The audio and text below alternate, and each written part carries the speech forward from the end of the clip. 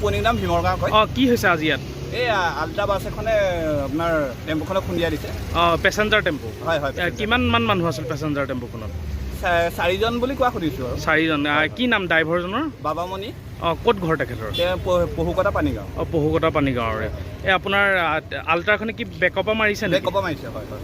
চামগুৰিটো খুন্দিয়াই থৈ আহিছে বুলি কোৱা শুনিছোঁ আৰু। হয় হয়, মানে দ্ৰুত বেগেদি আহিছে? দ্ৰুত বেগত আহিছে, হয় হয় হয়। এতিয়া আৰক্ষী আহিছে? হয় হয় হয়।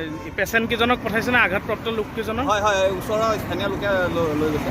বেছি হতাহত হৈছে নেকি? কাৰোবাৰ মৃত্যু হৈছে নেকি? নাই, অৱস্থা অলপ সংকটজনক। হয় হয়, ঠিক আছে।